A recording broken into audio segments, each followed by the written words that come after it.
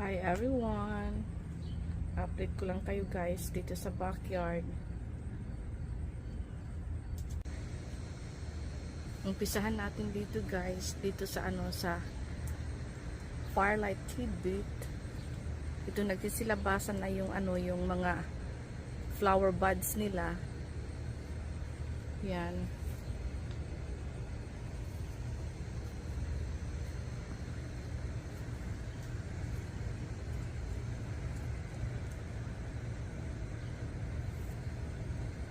They're kind of late.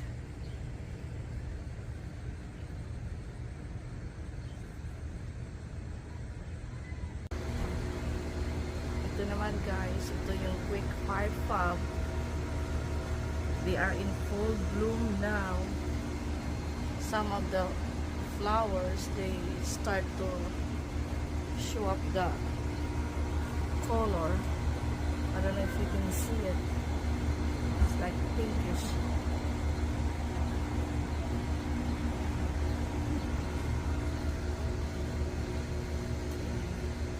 And then yung sa corner, there's a limelight. It's almost full bloom. At ito naman, ito yung firelight. Nagpapakita na rin ng ng ibang kulay. See? They start to pinkish already.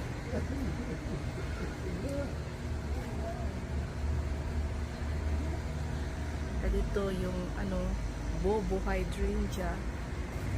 Iba yung niya, yung flowers niya mas maliit kaysa sa ibang panicle hydrangea. Ito naman, ito yung firelight. Ito yung limelight.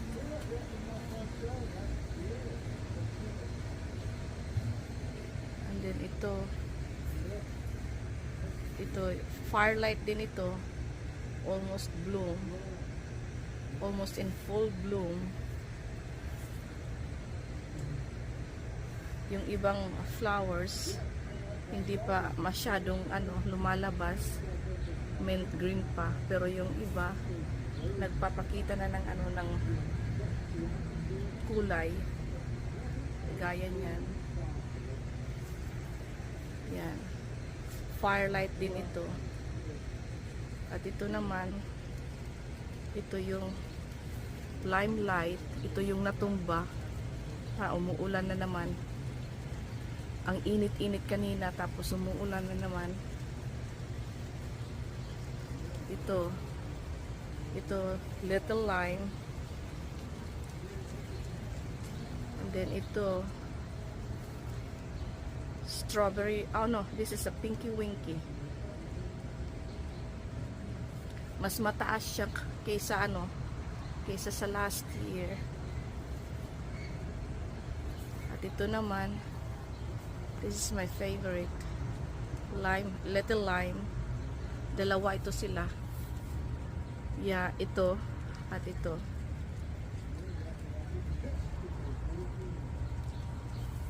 And then, yan. Ito yung strawberry vanilla.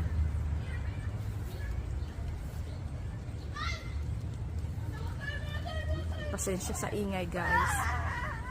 At ito naman, ito strawberry vanilla din ito.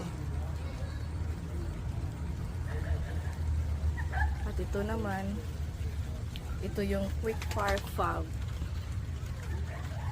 Dalawa ito sila. Yung isa nasa sa corner din.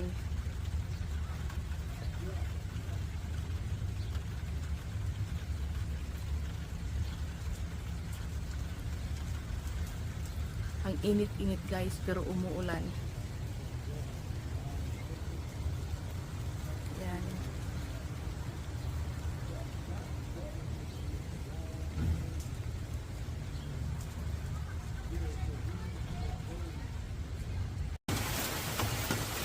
Malakas ang ulan guys.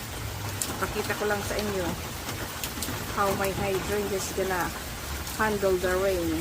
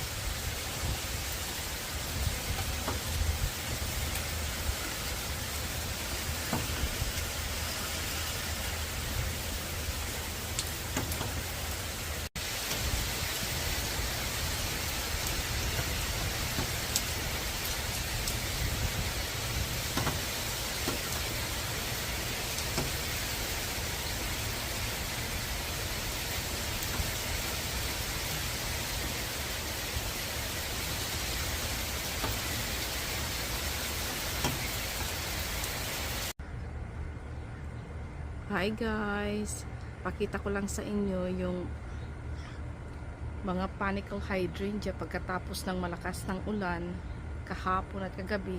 Kahit ngayong umaga na to, umuulan pa rin pero hindi malakas, pero masyadong mainit. Ito sila, hindi sila masyadong nag-flop-flop dahil may mga support yan.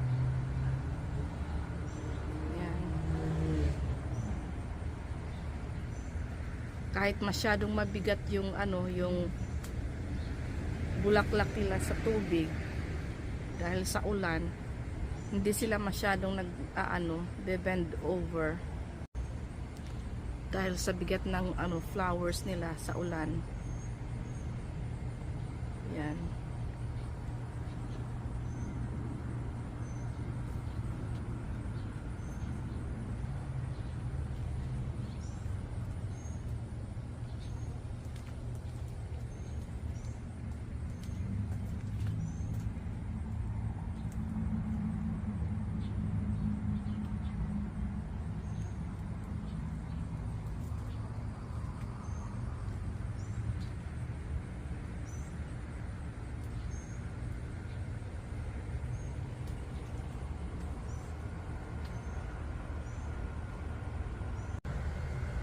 Sa mga may problema sa sa mga hydrangea na they are flopping every time they rain, I suggest to give them a support, because even they have a strong stem,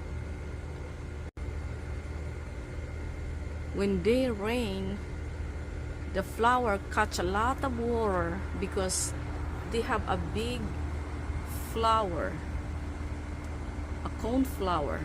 So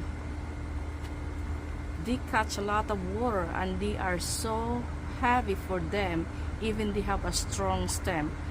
It's like this hydrangea. This is a quick fire fab. If I don't give them a support, they're already in the ground. Because look at this, see the water? That water is from last night. They still in their flower. So if you don't give them a support, their flopping flower catch a lot of water and they're so heavy for them. So try to give them a support if you don't like a flopping hydrangea. Alright, yun lang guys.